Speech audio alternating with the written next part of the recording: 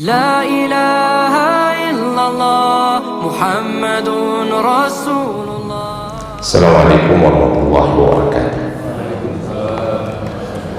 الحمد لله الذي أرسل رسوله بالهدى ودين الحق ليظهره على الدين كله وكفى بالله عليما. أشهد أن لا إله إلا الله وحده لا شريك له. أشهد أن سيدنا محمدا عبده ورسوله. اللهم صل وسلم وبارك على سيدنا محمد وعلى آله وأصحابه ومن تبعه إلى يوم الدين. ربي اشرح لي صدري ويسر لي أمري واحلل عقدة من لساني يفقهوا قولي. أما بعد.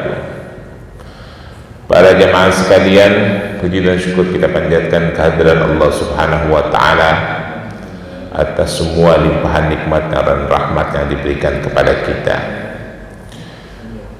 Kita bersyukur iman dan Islam masih bersemayam di dalam sanubari kita. Semoga Allah Subhanahu wa taala menjaga iman dan Islam kita, menjaga akidah kita, menjaga akidah seluruh keluarga dan keturunan kita sampai hari kiamat.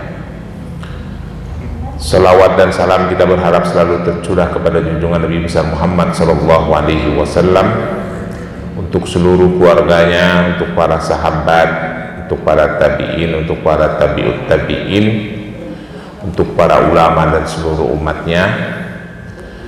Insyaallah kita yang ada di masjid ini bersama keluarga kita adalah umat Rasulullah yang akan mendapatkan syafaat yaumul akhir nanti. Amin ya mujibus sa'ilin. Dan kita tetap berdoa kepada Allah untuk saudara-saudara kita di Aceh, Sumatera Utara dan Sumatera Barat yang saat ini sudah hampir 2 bulan ya menjadi korban bencana banjir dan tanah longsor. Semoga mereka diberikan kesabaran, penderitaan yang dialami menjadi tabungan pahala dan menghapuskan dosa-dosa mereka. Yang wafat dalam keadaan syahid fisabilillah. Hari ini sedang proses pemulihan ya. Semalam itu saya dapat kabar dari kawan saya yang menjadi relawan di Tamiang dan Langsa. Rumah sakit itu, karena kawan-kawan saya relawan alat kesehatan ya, relawan medis.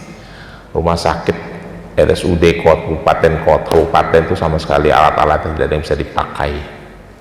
Jadi tidak bisa melayani. Kalaupun ada korban itu tidak bisa dirawat di rumah sakit setempat. Bahkan kawan-kawan relawan medis yang kemarin, yang saat ini ada di daerah bencana itu, ada yang sempat beli alat kesehatan ke saya itu langsung beli hari itu, udah nggak usah pakai nego, kasih harga terbaik aja, harga bencana, udah langsung kirim. Hari ini langsung dikirim pagi ini gitu. Padahal jumlahnya ratusan juta. Sampai tidak tahu saya. Gue bilang ini penawarannya ditujukan ke siapa? Udah PIC-nya aja, nanti dibayar gitu, transfer gitu. Dia juga nggak tahu dananya dari mana, tiba-tiba dikirim aja, transfer. Ya. Karena semua alat kesehatan tidak bisa terpakai, rumah sakit tidak berfungsi, sementara korban harus dirawat gitu ya. Itu salah satu permasalahan saudara-saudara kita di Aceh dan Sumatera pada umumnya. Baik, para jamaah sekalian, hari ini kita bahas kajian hadis yang masih berurutan dengan 2 minggu yang lalu. Cuma kemarin kajiannya monolog karena ada acara S4 ya, yang masih berhubungan. Hari ini kita membahas bab tentang ar-ruhun. Kitabur Ruhun dalam kitab Sunan Ibnu Majah jilid kedua. Ar-ruhun itu artinya, kalau bahas arti secara bahasa itu artinya gadai, tergadai gitu ya. Tetapi dalam bab kajian ini maksudnya adalah terikat atau keterikatan atau ketergantungan. Umat Islam itu ada keterikatan dan ketergantungan dengan sumber daya alam. Babnya adalah babnya adalah kitab Ar-Ruhun, subbabnya adalah Babul Muslimun Suraka'i fis Salasin. Bab tentang orang-orang muslim, orang Islam berserikat, suraka'il berserikat fis salasin dalam 3 hal. Itu kurang lebih bahasa Indonesianya begitulah. Mungkin kajian ini jarang dibahas ya Pak di majelis-majelis, karena waktu saya sekolah juga dibahasnya sepintas-pintas saja gitu di bab fikih gitu ya. Padahal ini adalah bagian yang penting Pak. Dan orang Islam juga kita kadang-kala kurang menyadari hal ini gitu ya. Saya kasih contoh satu Pak. Bapak-bapak suka minum air minum dalam kemasan, merek-merek itulah ya, AMDK air minum dalam kemasan, air mineral, air mineral. Bapak tahu tidak hukumnya itu jualan air minum dalam kemasan gitu? Pernah mikir nggak Pak, hukumnya dalam Islam itu apa? Kan banyak merek tuh di Indonesia. Orang ngambil air korporasi gitu ya, dari sumber mata air, dikemas, dijual, itu haram hukumnya Pak. Nanti kalau Bapak tidak percaya dengan omongan saya, Bapak tanya sama kajian fikih yang ada di Masjid At-Taubah ini. Pak Ustadz tanya, menurut fikih, tapi Ustadznya jangan syaratnya jangan jawabnya asal ngejeplak. Kalau asal ngejeplak ya susah. Pakai kajian hadis, pakai kajian dalil, pakai kitab. Hukum orang atau korporasi ngambil air dari mata air di pegunungan lalu dikemas dijual, itu hukumnya apa? Tanya sama Pak Ustadz nanti ya. Itu Rasulullah melarang Pak. Rasulullah itu melarang orang jualan air alam ya, air alam, bukan jualan sirup atau kopi, itu lain. Air alam yang mengalir itu haram dijual. Asal Bapak tahu. Baru dengar ya Pak? Ya nggak salah kita sih, nggak salah Bapak, nggak salah saya juga. Salahnya itu para ustadz, para kiai. Kenapa kagak pernah diajarin umat Islam tentang hal-hal seperti itu? Bahasnya urusan zikir, urusan sholat, urusan tarekat, urusan tasawuf, itu aja. Habis itu ribut urusan khilafiyah, maulid ribut, idul fitri ribut, ramadan ribut aja umat Islam. Makanya nggak maju-maju. Isra Mi'raj ribut. Nah ini sebentar lagi Isra Mi'raj nih, ribut lagi nih biasanya. Tidak ada dalilnya, bid'ah, itu dibahas-bahas nggak maju-maju ya. Sekarang ribut lagi. Ormas Islam ribut, nah adalah urusan hukum jualan air nggak tahu itu. Itulah fenomena umat Islam di Indonesia dan di dunia ya. Bukannya mengalami kemajuan tapi mengalami kemunduran. Baik, sekarang kita bahas kitab Ar-Ruhun. Umat Islam itu, manusia, kaum muslimin, terikat pada beberapa sumber daya alam. Yuk. Dilarang oleh Rasulullah. Ini kita mau dilanjutin, baru mau masuk babnya nih. Baru mau masuk bab. Hah? Ini kita masuk ya. Perhatikan baik-baik.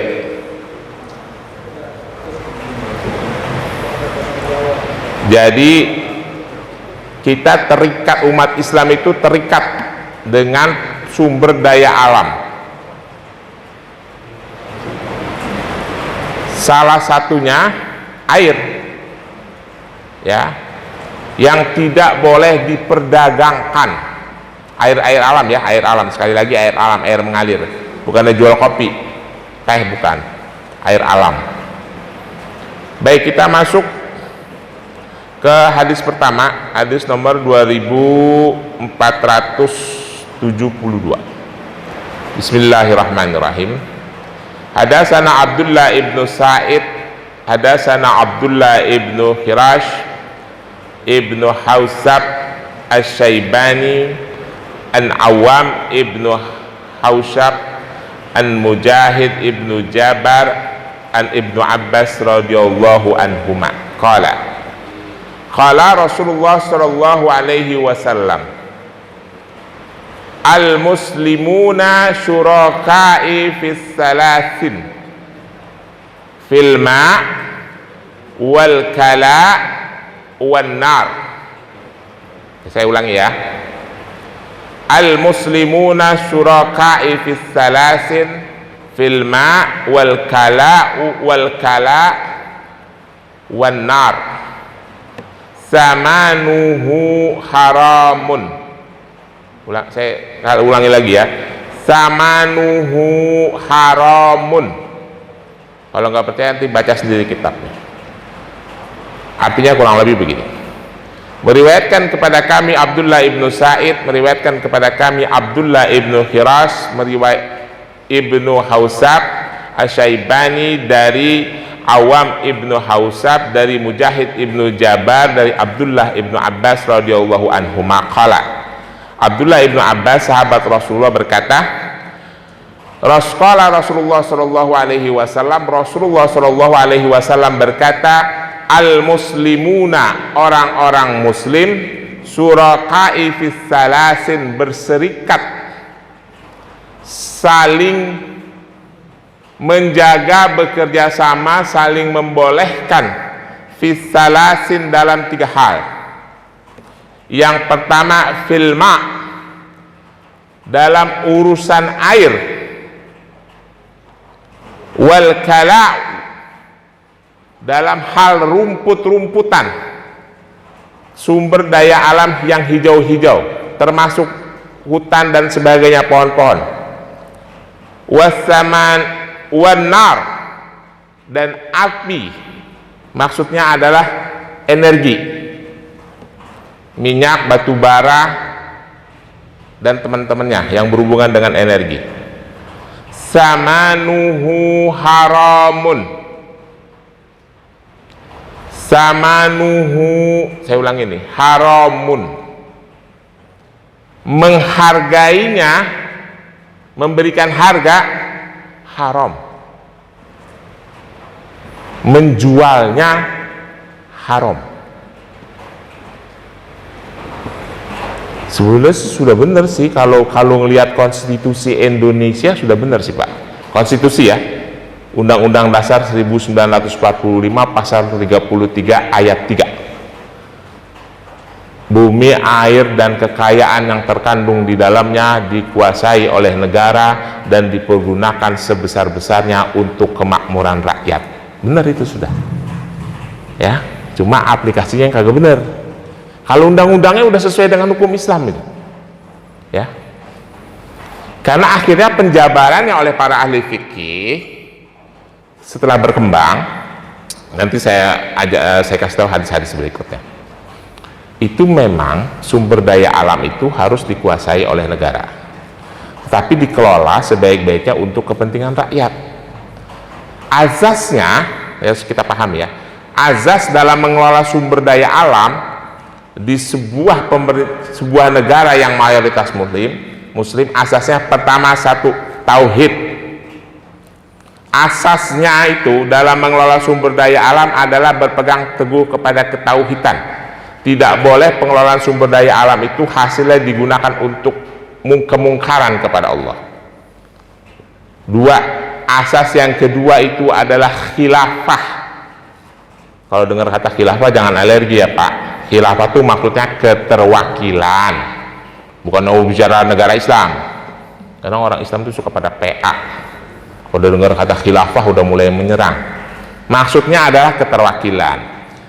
Karena dalam beberapa ayat itu kan selalu dikatakan Allah itu menciptakan manusia untuk mewakili mengelola bumi, ya, dan harus dikelola oleh orang yang amanah, Tadi itu seperti ayat yang Ustadz Amin baca tuh pada rakaat kedua, innallaha ya'murukum an tu'addul amanati ila ahliha. Nah itu ayatnya, salah satunya. Allah itu sudah mengutus manusia untuk mengelola salah satu asetnya Allah yang namanya bumi. Di dalamnya ada harta kekayaan yang melimpah ruah untuk kemakmuran, mewakilkan, itu namanya khilafah. Yang ketiga, asasnya adalah adil, al-adil, harus adil, tidak boleh dikuasai seperti yang minggu lalu saya ceritain, 1,5 juta hektar dikuasai Sinarmas, 600.000 hektar dikuasai Salim, 400.000 hektar kuasai Wilmar Group, Matua Sitorus, sekian, yang orang Islam cuma satu, Haji Isam. Ngomongin sawit ini Pak. Yang pribumi non muslim satu, Hasim Projo, Hasim Joyo Hadi Kusumo, dah itu aja. Sisanya korporasi non muslim dan non pribumi. Kan saya pernah menyampaikan minggu lalu, perkebunan sawit di Aceh Tamyang itu luasnya lebih luas dari kota Jakarta, satu kabupaten aja di bagian hulu, 84.000 hektar. Jakarta luasnya cuma 66.200 hektar, lebih luas dari kota Jakarta itu kebun sawit. Begitu dia hancur kena bencana tanah longsor, karena hutan sawit itu tidak bisa menyerap erosi air, akarnya yang jadi korban siapa? Orang Islam yang mempunyai, yang memiliki negara ini. Siapa orang Islam itu? Ya orang pribumi, orang Aceh itu, Kabupaten Aceh Tamyang, semuanya korbannya. Kagak ada yang punya perusahaan itu jadi korban. Yang punya perusahaan pada di Jakarta, pada senang-senang. Itulah ya. Padahal sumber daya itu menjadi hak bersama masyarakat menurut hukum Islam, menurut hukum fikih. Ya, Rasulullah mengatakan filma wal kala wan nar. Air, kala itu rumput, maksudnya adalah sumber pangan hijau, padikah, buah-buahankah, palawijakah, sumber pangan. Wan nar. Dan tapi ini yang maksudnya sumber pangan hijau itu bukan berarti yang kita kelola terus kita jual, bukan, yang ada di alam, ya. Wan nar dan energi. Zamanuhu haramun, bukan berarti misalnya bapak-bapak ngambilin kayu bakar di hutan terus dijual, itu sah nggak? Ya itu sah, ya. Qala Abu Sa'id, yakni al-ma'il jari, Abu Sa'id berkata maksudnya adalah ma'il jari itu air yang mengalir, ya. Lalu hadis yang kedua, hadasana Muhammad ibnu Abdullah ibnu Yazid, hadasana Sufyan ibnu Abil Zinan an A'rash an Abi Hurairah radhiyallahu anhu anna Rasulullah sallallahu alaihi wasallam qala salasatun layam na'na al-ma' wal kara'i wan nar. Dari Muhammad ibnu Abdullah ibnu Yazid, dari Sufyan ibnu Abi Zinad, dari A'rash, dari Abu Hurairah radhiyallahu anna Rasulullah sallallahu alaihi wasallam, bahwasanya Rasulullah sallallahu alaihi wasallam berkata, talasun la yumna'na, 3 hal yang tidak boleh ditahan. Yumna itu tapi maksudnya bukan ditahan, tidak boleh dimonopoli, itu kurang lebih lah ya. Al-ma', air, wal kala, tanaman hijau, wan nar, dan rumputan, apa, sumber daya alam. Terus pertanian bagaimana? Pertanian yang dikelola itu boleh, kan dia mengelola lahan, ada babnya sendiri namanya Ihyaul Mawad namanya, bahkan ada hukum zakatnya kalau pertanian. Maksudnya tanaman hijau itu yang punya alam itu loh, hutan apa segala itu ya, itu adalah syurakai, orang muslim itu bersekutu, berserikat dengan 3 hal itu. Artinya itu milik bersama, kurang lebih begitulah ya. Itu milik bersama, tidak boleh dimonopoli. Paham ya Pak? Nah, kita lanjutkan pada hadis berikutnya, penjelasan hadis yang lebih panjang. Bismillahirrahmanirrahim. Hadatsana Ammar ibnu Khalid al-Wassit, hadatsana Ali ibnu Gurab an Zuhair ibnu Marzuq an Ali ibnu Zaid ibnu Jad'an an Sa'id ibnu Musayyab an Aisyah annaha qalat, ya Rasulullah, ma syai'in alladhi la yuhilu man'uhu, qala al-ma' al-milhun wan nar. Qalat qultu ya Rasulullah, hadzal ma' qad arabnahu, fama balu milhin wan narin. Qala ya Humairah, man a'tan naran faka'annama tasaddaqa bijami'i ma'andajat tilkan nar, wa man a'ta milhan faka'annama tasaddaqa bijami'i matayyiba dzalika milhu, wa man saqal musliman syarbatan minal ma'i haitsu yujadul ma' faka'annama a'taqa rukbatan, wa man saqal musliman syarbatan minal ma'i haitsu la yujadu ma' faka'annama ahyaha. Nah, agak panjang hadisnya. Artinya begini kurang lebih. Meriwayatkan kepada kami Ammar ibnu Khalid al-Wasit, meriwayatkan kepada kami Ali ibnu Gurab dari Zuhair ibnu Marzuq, dari Ali ibnu Zaid ibnu Jad'an, dari Sa'id ibnu Musayyab, dari Aisyah radhiyallahu anha. Qalat, Aisyah berkata, ya Rasulullah, wahai Rasulullah, ma syai'un alladzi la yuhilu man'uhu. Rasulullah, Aisyah radhiyallahu anha nanya sama suaminya, wahai Rasulullah, ma syai'un alladzi la yuhilu man'uhu, wahai Rasulullah, apa-apa saja yang kita tidak boleh menahannya, memonopolinya. Qala, Rasulullah berkata, al-ma'u, air, wal milhu, garam. Garam di monopoli ya Pak, kalau ada garam ribet urusan kita. Wan nar, dan bahan bakar, api maksudnya bahan bakar. Kalau zaman sekarang ya bukan api ya, gas, minyak tanah, itu bara itu ya. Lalu Aisyah nanya lagi,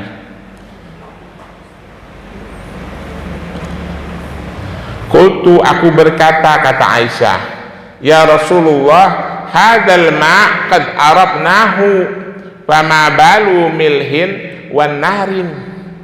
Wahai Rasulullah, kalau urusan air kita sudah paham, emang kagak boleh dijual, nggak boleh dimonopoli gitu maksudnya ya. Fama balu milhin wan narin.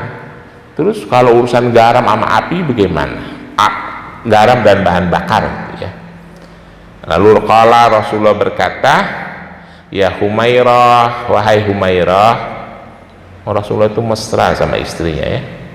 Ya Humairah, wahai yang merah delima gitu ya. Coba bapak sekali-kali manggil gitu ke istri Pak, ya Humairah gitu. Rasulullah itu mesra sama istrinya, ya Humairah gitu.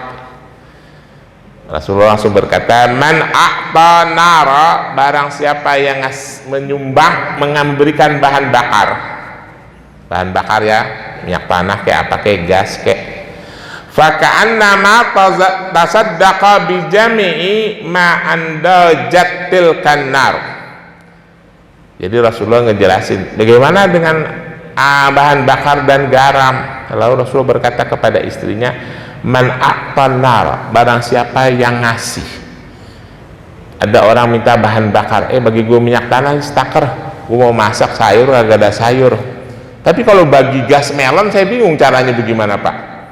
Kalau zaman saya kecil minta minyak tanah seliter biasa itu, minjem gas melon susah ya. Jadi tukangan dulu sering bagi minyak tanah habis, abangnya belum lewat kan, lewat tuh pakai gerobak. Kalau gas melon saya bingung cara baginya.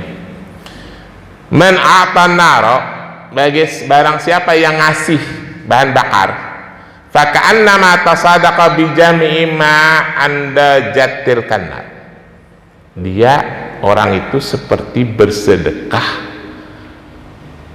makanan yang dimatangkan gitu ya, yang diolah, dimasak oleh bahan bakar itu. Jadi itu saya lihat zaman dulu orang-orang suka minta minyak tanah buat naruh di kompor karena tukang minyak belum lewat. Tukang minyak kan lewatnya agak jarang-jarang, sekali-sekali. Begitu minyak habis mau masak nggak ada. Itu pahalanya itu bukan ringan tuh Pak. Kata Rasulullah dalam hadis ini, kalau itu minyak tanah atau bahan bakar apapun lah ya, kayu kayak apa kayak, dipakai untuk memasak masakan, itu orang yang ngasih bahan bakar itu seperti bersedekah makanan yang dimasak oleh bahan bakar itu pahalanya ya. Itu kata Rasulullah. Makanya orang Betawi zaman dulu saya perhatiin suka-suka minta minyak ya buat masak, terus dikasih gitu, ngarepin pahala. Itu bener juga itu, gak usah pakai dalil orang zaman dulu ya.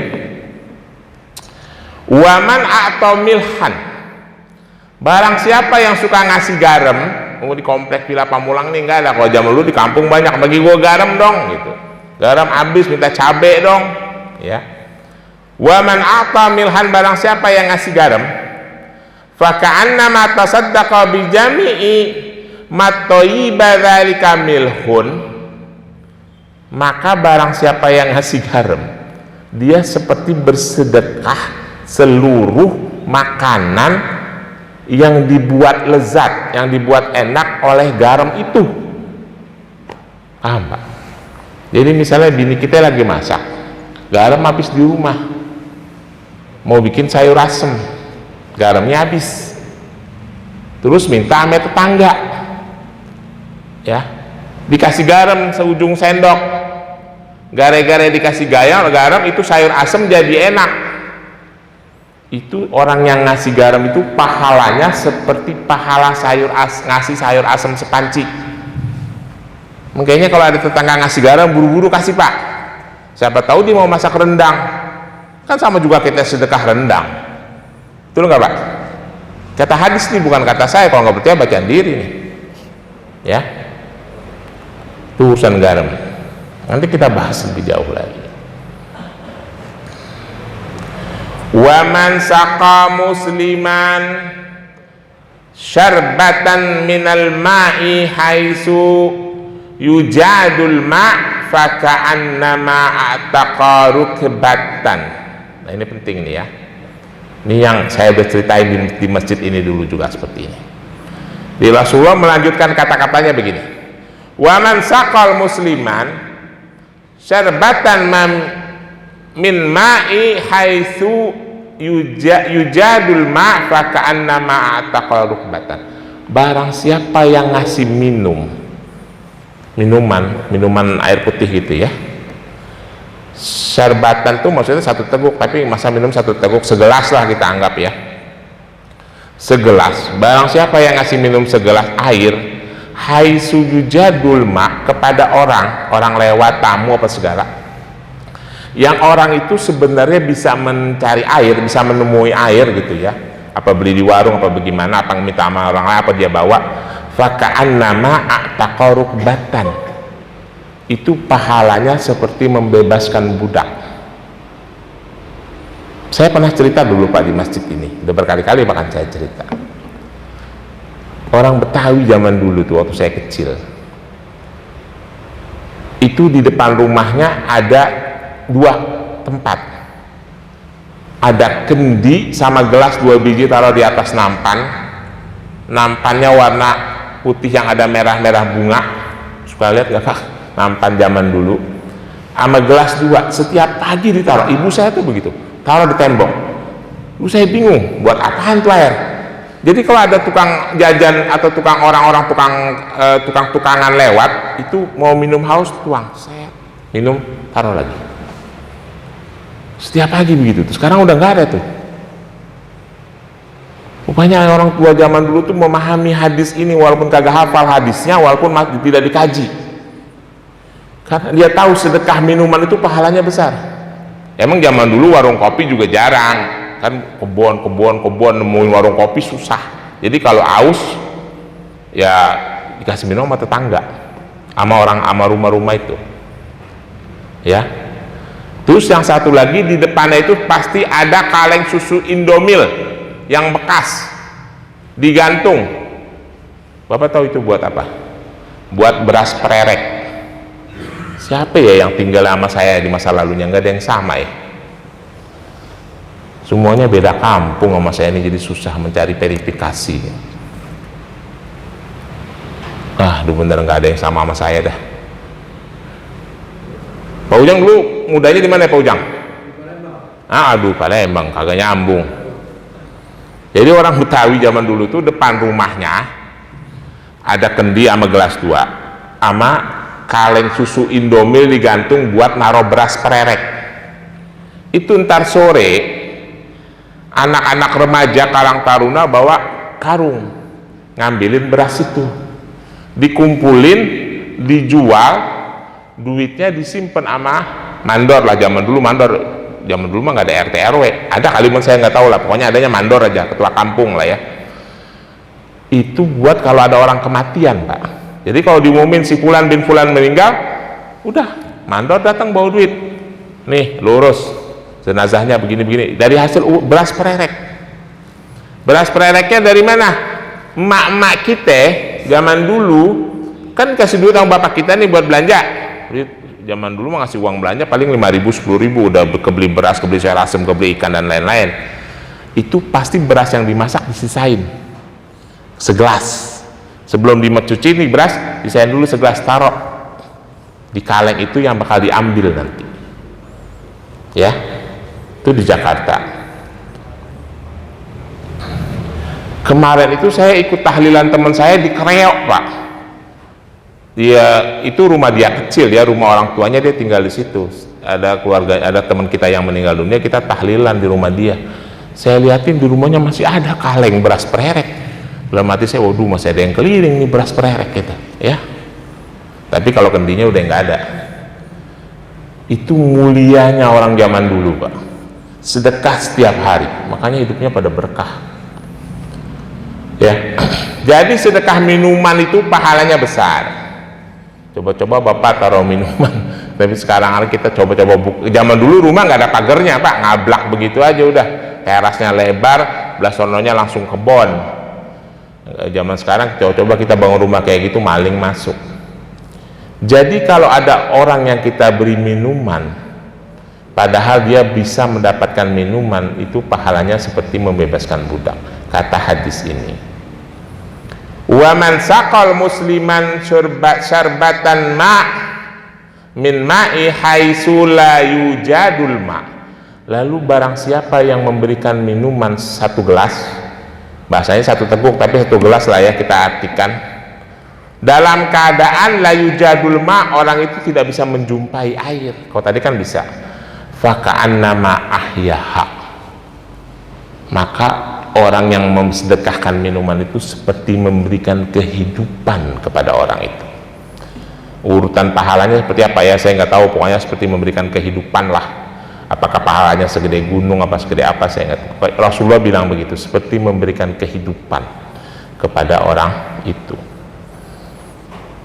Nah, saudara-saudara sekalian, di dalam Islam itu yang namanya sumber daya alam yang berhubungan dengan hajat hidup orang banyak, Rasulullah melarang dimonopoli. Yaitu apa? Sumber pangan, sumber kehidupan air dan sumber energi. Tetapi kan Rasulullah memberikan gambarannya di masa Rasulullah. Di masa itu sumber pangan tidak dikelola. Sumber pangan itu maksudnya bukan sumber pangan yang seperti pertanian ya, tapi yang ada di alam, buah-buahan yang ada dalam di hutan dan lain-lain. Lalu air dan sumber energi. Tapi kan di masa Rasulullah yang namanya sumber energi adalah kayu bakar, ya kan? Belum ada orang mengeksplorasi dan eksploitasi minyak bumi, batu bara, nikel dan lain-lain. Lalu bagaimana selanjutnya? Maka dari itu para ahli fikih membuat sebuah rumusan yang tadi itu yang saya ceritakan, bahwa sumber daya alam itu harus dikelola oleh penguasa negeri ya khalifah, ya presiden, ya apalah namanya ya di zaman modern ini, dan digunakan untuk kemakmuran rakyat, bukan untuk kemakmuran korporasi. Itu hukum Islam, Pak. Asasnya apa? Asasnya yang saya sebutin tadi, tauhid, ya, adil, khilafah, adil, maslahah, dan yang terakhir adalah falah. Falah itu artinya bahagia, maksudnya adalah kesejahteraan. Jadi pengelolaan sumber daya alam itu untuk kesejahteraan umat, ya, bukan untuk kesejahteraan orang-orang tertentu. Bahkan orang-orang itu tidak pernah ikut berjuang mendirikan negara ini. Bapaknya bukan pejuang, kakeknya bukan pejuang, lahan sawitnya lebar banget. Itu loh nggak Pak? Ini saya bicara apa adanya nih, bukan bicara rasialis. Nggak, fakta itu. Emang siapa yang ngediri negara ini? Bapak moyang kita kan bareng-bareng. Setuju nggak Pak? Bapaknya Pak Victor kan? Berjuang. Dulu di mana berjuangnya? Di Siliwangi, Devisi. Bapaknya Pak Sarip berjuang juga? Juang. Ayah saya TP Pak, ikut hijrah Pak. Waktu peristiwa pembakaran Jaga Monyet, tahu Jaga Monyet? Pembakaran Pejambon, ayah saya pelaku utamanya. Nyuri granat bom dari markas tentara Inggris di Pejambon, dikasih ke pejuang, lalu pejuangnya nyerang markas tentara itu. Umur 14 tahun hijrah ke Jawa, karena Jakarta dulu masuk defisit Siliwangi sesuai perjanjian Linggarjati, harus hijrah. Bapaknya Samsul Nur Salim gak berjuang, bapaknya Antoni Salim gak berjuang mendirikan negara ini, Eka Cipta gak berjuang mendirikan negara ini Pak. Bapak kita yang berjuang. Setuju nggak? Apa bapaknya Pak Gatot juga berjuang? Ah, masa sih? Ya, mayoritas orang tua kita yang mendirikan negara ini, kitanya miskin. Ya memang salah kita lah ya, salah orang Islam ya. Dan di dalam hukum Islam itu sumber daya alam itu sudah diatur dalam bab fikih dan dikelola untuk kepentingan umat Islam. Maka dari itu pemimpin yang kita pilih itu adalah pemimpin yang amanah, yang bisa mengelola sumber daya alam yang sangat kaya di negeri ini untuk kepentingan rakyat. Ya kalau udah bicara rakyat tentu kita tidak bicara lagi agama ya Pak, muslim dan non muslim semua sama. Saudara-saudara kita yang beragama lain juga harus dimakmurkan. Tapi dalam konteks agama Islam seperti itu Pak, ya, tidak bisa, tidak boleh dimonopoli. Kan saya sampaikan, Bapak mengamati tidak, akhir-akhir ini media sosial itu sedang diramaikan dengan diskusi-diskusi dan podcast-podcast tentang KUHAP yang baru. KUHAP, udah tahu KUHAP baru, kitab undang-undang hukum pidana yang baru yang melarang nikah siri. Makanya kalau nikah siri hati-hati, melanggar pidana ya. Jadi nikah siri nggak boleh, berzinah boleh, berzinah boleh Pak. Itu hukum undang-undang hukum pidana kita tuh yang baru. Bapak berzinah aja. Selama pasangan Bapak tidak melaporkan, sah, tetangga tidak boleh ngelaporin. Karena itu ranah pribadi menurut undang-undang yang baru. Ya. Mau ada eksplorasi seks anak selama orang tuanya tidak melaporkan, boleh dalam hukum kitab undang-undang hukum yang baru. Makanya saya bingung mikirin negara ini. Lalu ada diskusi antara Wakil Menteri Hukum dan HAM dengan salah seorang pewawancara ya, dalam sebuah podcast mengenai pasal penghinaan presiden. Kata Menkumham si Edi Haryarich namanya, saya susah nyebutnya, yang tidak boleh itu adalah memfitnah presiden, misalnya menyampaikan sesuatu yang tidak ada faktanya, itu tidak boleh katanya. Itu kan hukum agama yang dijadikan hukum positif, jadi wajar dong kalau hukum agama dijadikan hukum positif, kata Wakil Menteri Hukum dan HAM. Saya langsung bertanya, jadi saya pengen ketemu dia, kalau emang begitu kenapa tidak semua hukum agama lu jadiin hukum positif? Tapi di sisi yang lain, hukum agama nikah sir itu artinya nikah yang tidak, yang tersembunyi, itu dalam hukum agama sah. Kenapa di undang-undang itu dilarang? Hukum pengelolaan sumber daya alam ini jelas di agama, kenapa tidak jadi hukum positif? Gitu ya. Giliran yang memihak kepada penguasa di hukum agama dijadikan hukum positif. Nah, Bapak-bapak sekalian, kita ini orang Islam ini harus aware dengan begini-beginian ya, biar mengerti bahwa kita ingin mengatakan bahwa agama Islam ini adalah agama yang sempurna, agama yang luar biasa, sampai-sampai urusan air diurus. Mana ada kitab suci yang ngurus-ngurus begitu kitab agama lain? Nggak ada. Kita tidak perlu cari-carilah kitab agama lain dulu, kita pahami dulu ajaran agama kita secara mendetail. Semakin kita pahami, semakin kita bersyukur, semakin kuat iman kita. Kenapa? Kita semakin takjub. Rasulullah itu cerdas banget ya, sampai sumber daya alam pun beliau atur ya. Tapi kalau kita tidak mengerti ya memang bukan salah umat Islam kebanyakan sih, salah para ustadz, para kiainya yang diajarin urusan ubudiyah mulu, habis itu zikir, habis itu tarekah, habis itu tasawuf, itu aja dari zaman ke zaman, nggak tahu ada hukum mengenai pengelolaan sumber daya alam itu ya. Makanya nanti tim apa nih, saya usulkan tim masjid DKM bidang dakwah masjid. Siapa sih bidang dakwah masjid? Bidang dakwah masjid siapa? Nanti coba sekali-sekali bikin jadwal tausiah Ramadan, kasih judul 30 hari kan tuh, kasih judulnya yang kagak ada hubungan sama puasa. Hari pertama mengenai kewajiban menuntut ilmu, hari kedua mengenai kegiatan yang berhubungan dengan sosial kemasyarakatan, yang gak ada hubungannya dengan menuntut ilmu, biar ustadznya pada mikir. Kadang ustadz tuh ngomongannya itu aja. Udah zaman musik modern, ilmu agama udah terbuka luas, ada ustadz di atas mimbar atau apa masih ngomong Ramadan itu terbagi 3, rahmah, maghfirah, itqum minan nar. Allah karim, itu ajaran dari mana masih diomongin aja. Nanti bidang dakwah bikin jadwal tausiah itu yang mencerdaskan umat, yang kagak ada hubungannya dengan Ramadan. Ramadan omongan itu aja, nggak maju-maju.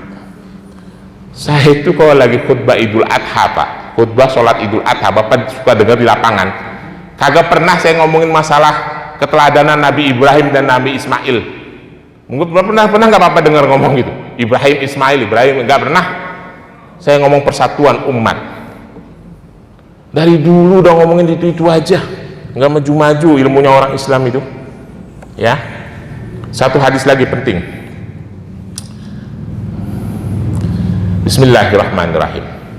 Hadasana Muhammad ibnu Abi Amar Al-Adani, hadasana Faraz ibnu Sa'id ibnu Al-Qamah ibnu Sa'id ibnu Abiyad ibnu Hamal, hadasani Ama Sabit ibnu Sa'id ibnu Abiyad ibnu Hamal, an abihi Sa'id, an abihi Abiyad ibnu Hamal ya, annahu istaqta'a milhun alladhi yaqalu lahu milhun suddan ma'arib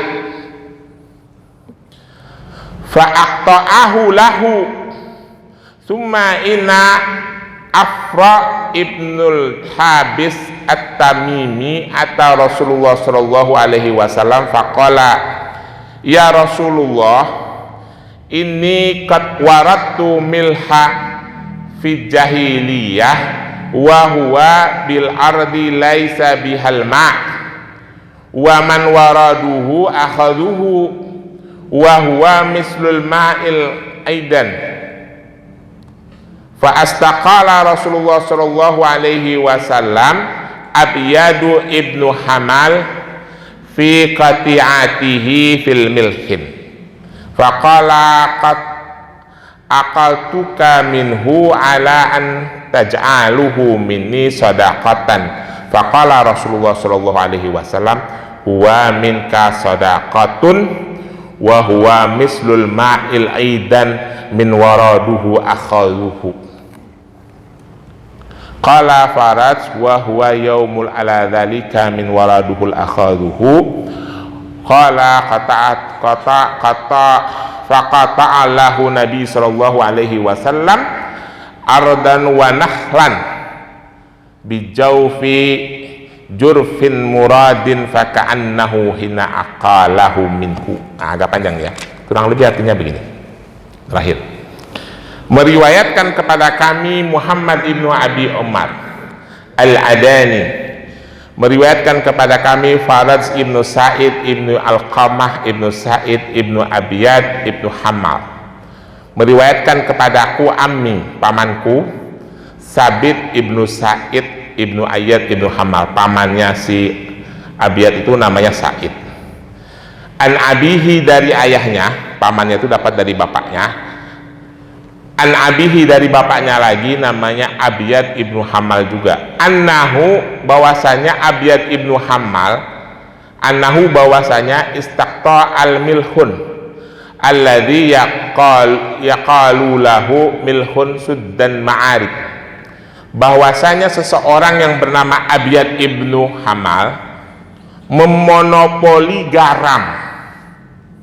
Jadi kalau di Timur Tengah itu Pak, saya sering ceritain sama ayah saya, kalau di Arab itu yang garam itu bukan ada di laut katanya, ada di gunung-gunung. Jadi gunung itu dipahat-pahat, nanti ngambil garam di situ. Nah, ada garam faqala lahu yang disebut milhun suddan ma'arib. Di Yaman itu kan ada bendungan yang terkenal zaman Nabi Sulaiman, namanya bendungan Ma'arib. Nah, itu kering. Nah, begitu kering dia menyisakan garam yang sangat banyak. Fa'aqtahu lahu summa inna Aqras ibnu Habis at-Tamimi ata Rasulullah sallallahu alaihi wasallam faqala. Seseorang yang bernama Abyad ibnu Hamal itu memonopoli garam yang ada di setu di bendungan Ma'arib di Yaman itu, dimonopoli, dikuasai, lalu dijual. Orang tidak boleh mengambilnya. Lalu seseorang yang bernama Afra ibnu Habis at-Tamimi mendatangi Rasulullah dan mengadukan hal ini. Ya Rasulullah, si at-Tamimi berkata, inni qad waradtu milhun fi jahiliyati wa huwa bil ardi laisa bihal ma, bahwa sesungguhnya aku melihat ada garam di masa jahiliyah itu, yang sebelum pra-Islam, sebelum Islam ya, di satu tempat di lokasi tanah yang sudah kering, maksudnya di bendungan yang kering itu, bendungan Ma'arib. Waman waradohu akhaduhu, dulu zaman dulu setiap yang lewat boleh mengambil, tapi sekarang dikuasai oleh si Abyad, kurang lebih begitu. Wa huwa mislul ma'il aidan, dia itu posisinya menjadi air seperti garam milik umum gitu. Fa astaqala Rasulullah sallallahu alaihi wasallam Abyad ibnu Hamal fi qati'atihi fi milhin, maka Rasulullah membatalkan monopoli Abyad ibnu Hamal atas garam itu. Ditegur, Rasulullah bilang, Abyad, kirim surat gitu ya, mulai sekarang sesuai dengan hukum Islam, garam yang ada di bendungan Ma'arib tidak boleh kamu monopoli lagi, setiap orang boleh mengambil. Faqala, lalu si Abyad bilang, qad aqaltuka minhu, aku akan ikuti ini untukmu, ala an taj'aluhu minni sadaqatan, asalkan engkau anggap ini sebuah sedekah. Permintaannya si Abiyat. Faqala Rasulullah SAW, wa minka sadaqahu. Ya, ini menjadi sedekahmu. Engkau mendapatkan pahala karena melepaskan monopolimu atas garam ini, gitu lah ya, sebagai imbalan dah. Wa huwa mislul ma'il iddan, dia seperti air yang mengalir, seperti air, hukumnya seperti hukum air yang mengalir, artinya barang umum yang bisa dimiliki bersama, gitu maksudnya, gitu ya. Wa min waraduhu akhaduhu, siapa yang lewat boleh mengambilnya.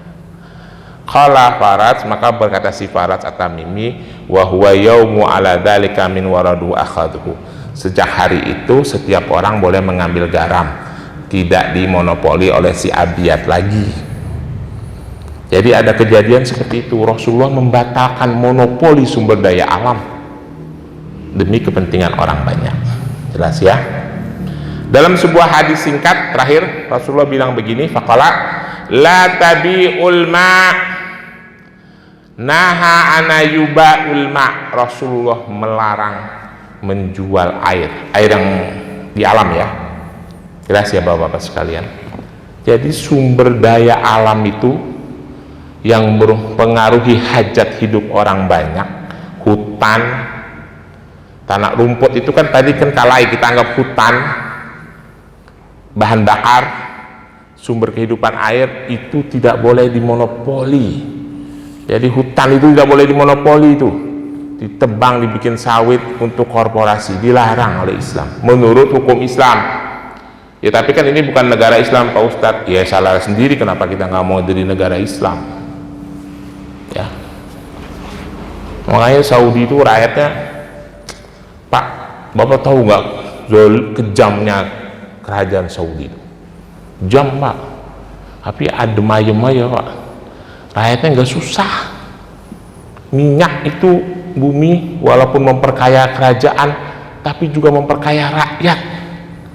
Pajak PPN baru diterapkan baru-baru aja Pak, 5%, tadinya gratis. Rakyat tidak bayar listrik, gratis. Kita ini yang punya nikel, punya batu bara, punya macam-macam, apa-apa bayar pajak. Aduh Pak, kalau pajak itu terutama pajak buat karyawan Pak, sedih mikirnya. Bapak tahu si Purbaya tuh baru ngomong, warga negara asing Cina itu yang masuk ke Indonesia tidak punya KTP, masih punya kitas. Kitas itu kartu identitas terbatas, itu biasa di perusahaan saya juga ada. Jadi kita tenaga ahli kita rekrut, dibikinin kitas. Kalau tenaga asing Eropa, Amerika punya kitas, Jepang ya dia pakai untuk kerja di kantor yang mengeluarkan kitas itu.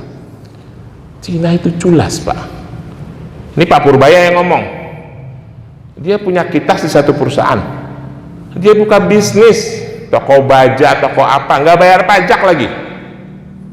Kata Pak Purbaya, bisa punya 3 toko baja, toko bahan bangunan, tapi dia orang asing.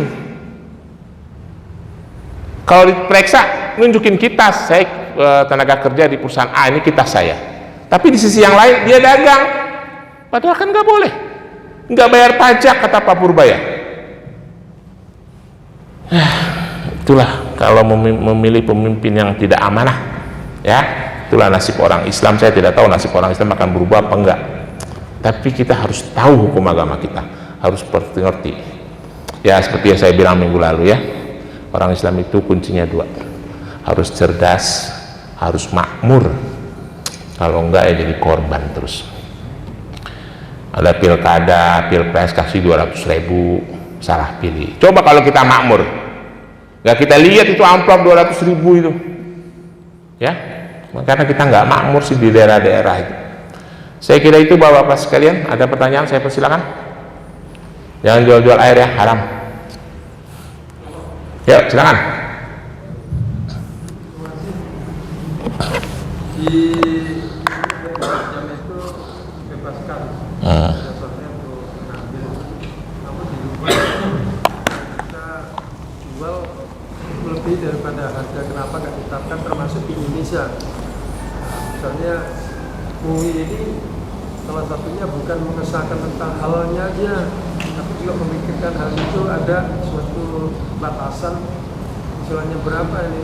Kita kalau pikir-pikir coba, kita anekdotnya itu mahalan air daripada minyak bumi yang namanya Nusantara itu. Ya itu harusnya tugasnya ulama ya, otoritas ulama, Majelis Ulama Indonesia itu harusnya air zam-zam yang dijatahin untuk orang yang berangkat haji itu 5 liter itu cukup, dan jangan dijadikan barang konsumen yang komersil, dijual-jual itu tidak boleh, nggak boleh, udah pasti tidak boleh Pak, itu jelas hukumnya dalam Islam. Apalagi air zam-zam, air dari alam. Salah satu contohnya itu adalah air zam-zam, air yang mengalir, haram dijual, jelas itu haram dijual hukumnya itu Pak. Kalau ada yang menjual haram, jangan Bapak beli. Kalau butuh air zam-zam minta aja dari yang umroh ya. Lagian yang dijual di Tanah Abang itu bukan air zam-zam asli. Kalau mau mengetahui air zam-zam asli gampang Pak, ukur aja pH nya pakai pH meter, pH nya di atas 8,5 itu air zam-zam asli. Rata-rata air zam-zam pH nya 8,6. Tapi kalau di bawah itu campurin air putih biasa, itu jelas dilarang, dan harusnya otorisasi ulama melarang itu, tidak boleh dihargai Pak ya. Tapi kan ketua umumnya bukan saya, kalau ketua umumnya saya larang, itu jelas Pak Muhajir ya, Pak Dwi. Terima kasih banyak. Assalamualaikum warahmatullahi wabarakatuh.